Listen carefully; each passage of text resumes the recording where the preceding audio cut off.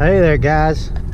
We did I guess 4 months of gate guarding in Texas, and we're gonna walk you through our journey down there.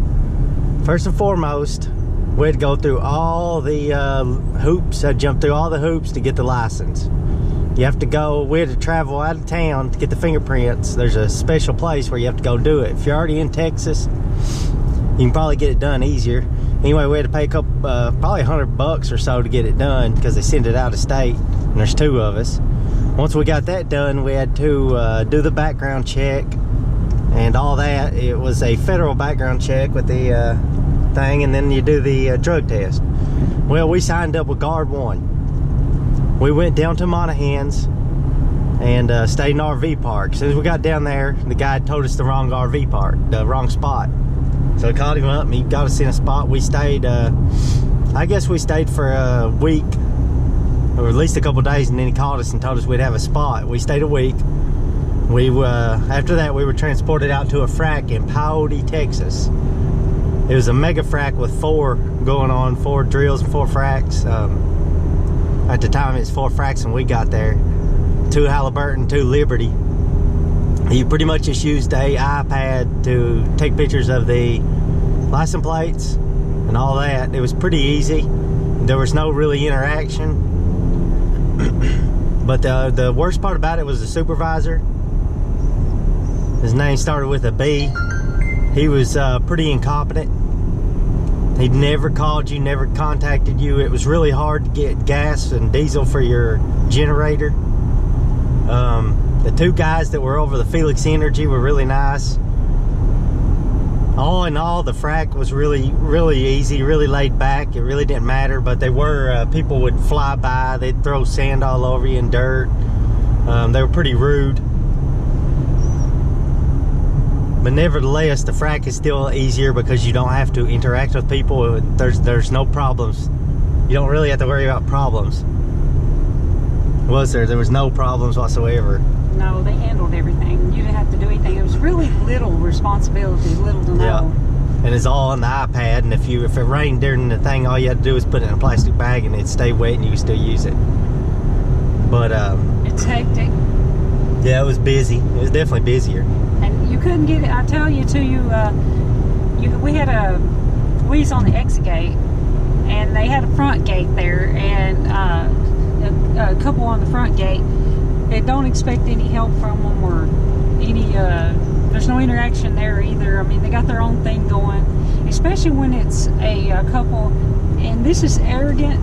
We've been doing this now for 4 months, and there is no, and so what, we got experience. There's something happens every day that you have to have help with, and don't expect your field manager to help you because you're not going to get any help from them.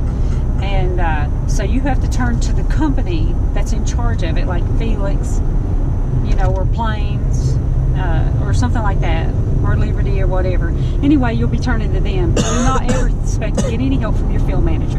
But anyway, there's like a lot of conflicting information.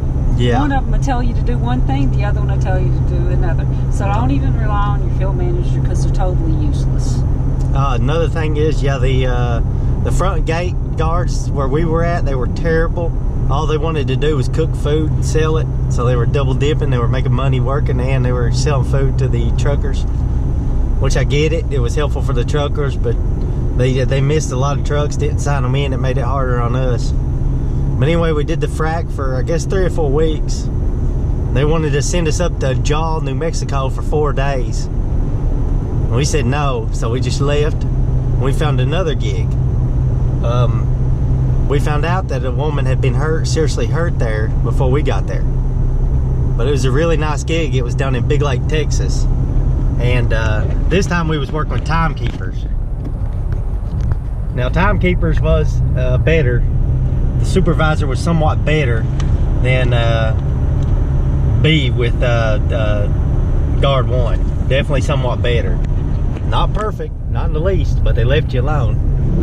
When we got there, though, we were doing the LAC units where they fill up the tanker trucks so they can go and unhaul elsewhere. And a lot more personal. I mean, you talk to these guys almost the whole time they were loading up, so you could talk to them for a good 30-40 minutes, which was really fun. It's really nice to get to meet people and stuff. It's sad when you leave, really. And but the thing was, you had no help again, and there was all kinds of problems. We worked with, there was 4 or 5 trucking companies there. You had Plains, CW Squared, CW2, WTL Oil, Reynolds Trucking, and DKS and Nakota. They all had their flaws. Reynolds was the most clumsiest, always had more problems. But there was always a problem, and you always had to find a way to solve it. You didn't have no help. There was no supervisors. There was no Plains people out there. They were out there maybe an hour in the morning, that was it. They come, they picked up the paperwork. Well, what they tell you is, this is what they tell you, okay? They tell you that your job is just to read the garnet. Read the meters is all they tell you. Read the garnets, like after each truck leaves, okay? And before the other truck pulls up, okay? For one, that's not even possible. And 2, the drivers are there. They're there to get loaded and get the hell out of there. And another thing, get their day over. The reason that lady got hurt is probably because she was told to do it, and she tried to do it, and she got in the way. Yeah, you can't. There's no room there. It's a really dangerous situation. You shouldn't have been up there.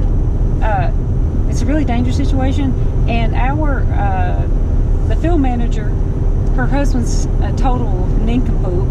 Anyway, he told us that we need to be watching the drivers hook up, make sure they hook up, and if they don't hook up right, then they're not allowed to hook up. And we didn't have a freaking clue how to hook up. We didn't know anything about any of those hookup. Well, I could hook up one now. I could too. We've been out there 3 months doing this crap, 3.5 months. But I could hook it up now. I could probably even help them do it. But it wasn't our job to do that. I didn't care if they hooked it up right or not.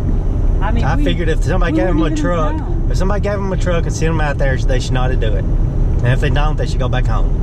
Yeah, but don't tell. We're just guards. Don't tell the guards that they need, or they have to watch what the truckers are doing. And if they don't do it right, then they can't load. You don't tell truckers that drive 5.5 hours to a lack to load that they can't load. What do? You let them load. Yep. And they know what they're doing. And there was a point later on, I guess about 2 months in, they were trying to get rid of people, Plains was, and they wanted them all to shave their beards. Well, Plains didn't want to put that responsibility on us, but our field manager did. She was more than happy for us to go get razors and make these grown men shave. I told them I ain't get my scrawny ass whooped out there so that you'll shave. Wasn't going to do it. And the thing was, it wasn't all about that. He's got a nice suit on. Yeah.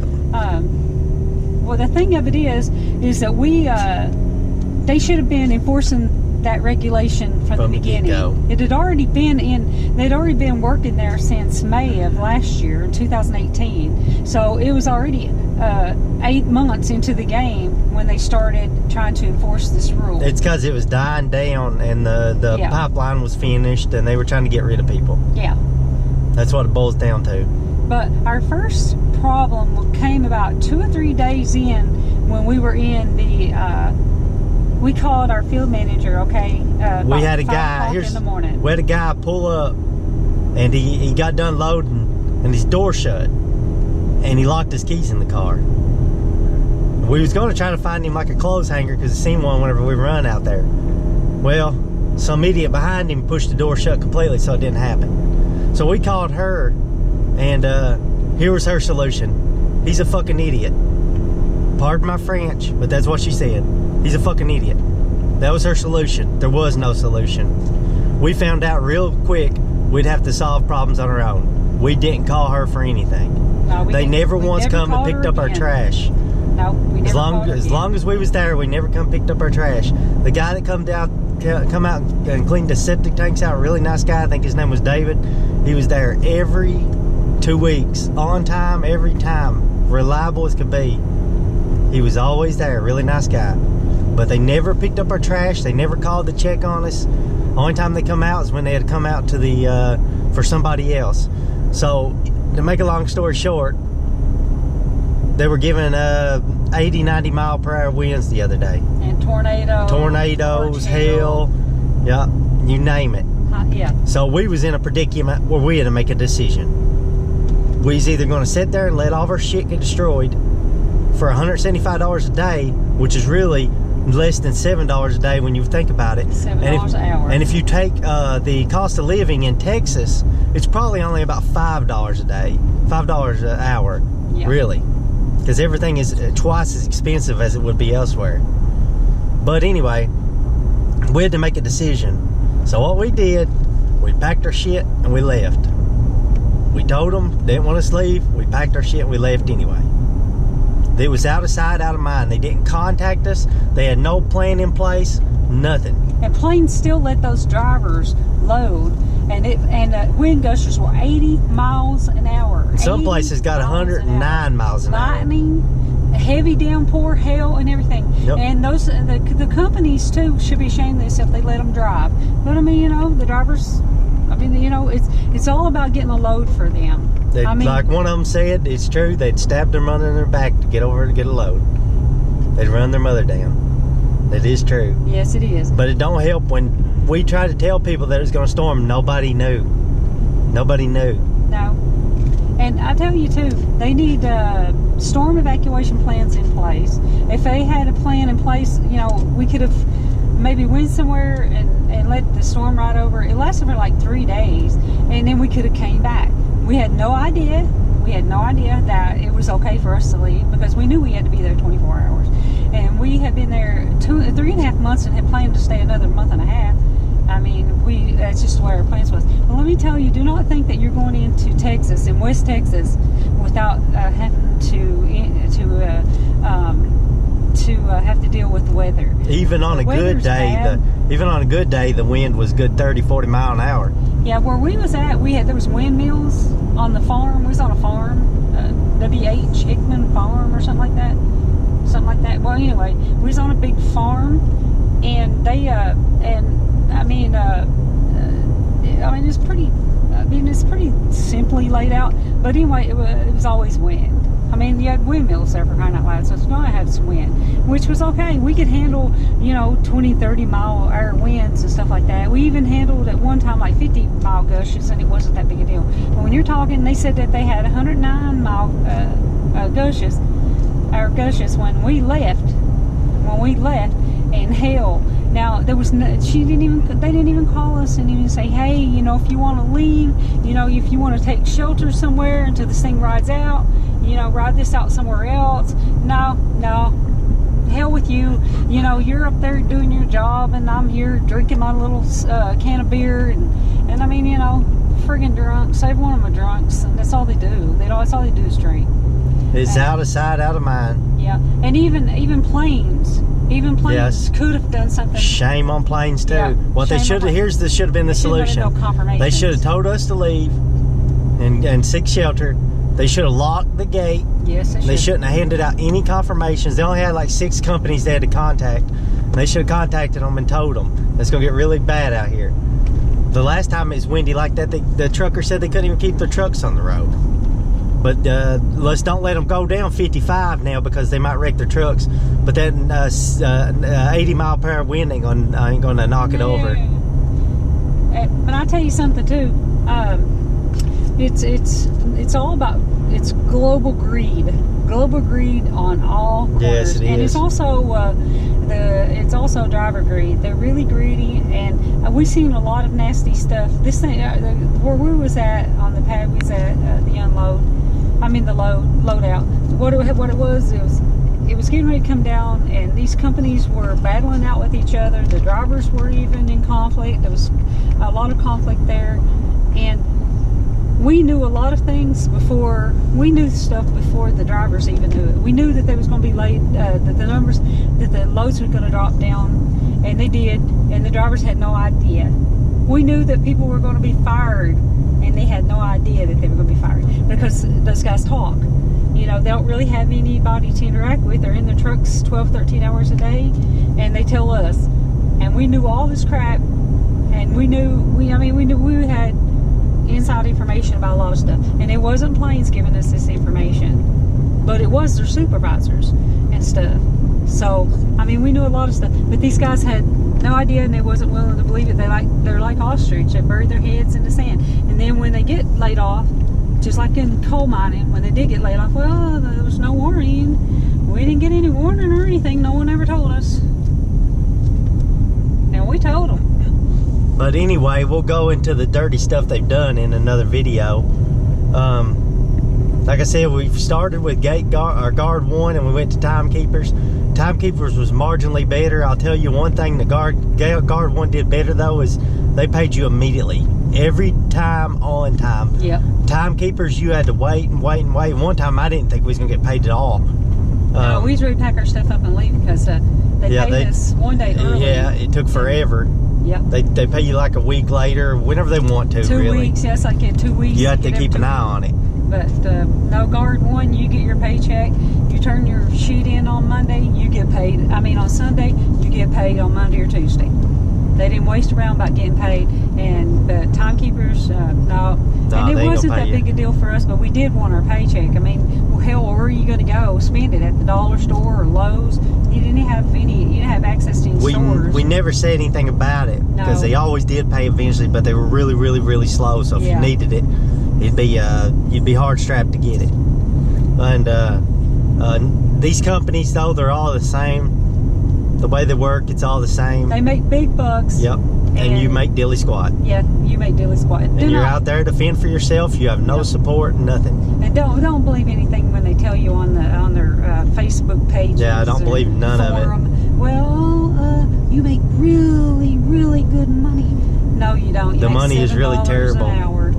You make $7 an hour, if that. And we did get paid a little extra at one place, but at the first frac we got paid $200 a day for a short period of time till it dropped down. Then they cut that down. Yeah, then we still half of the week we were still really busy. Well, they cut us for that too. We got cut for that. Yep. Plus, you don't get paid for your training day. You didn't at either one of them. You don't get either one of them. When we come out to the timekeepers one though, we'll pay you for it. We'll pay you for it. No, they don't. You didn't. No, they don't. They'll pay either you. They pay you or half pay a day, the even though person. you were there all day. Yep. Don't expect to get paid for no training. And do not always put your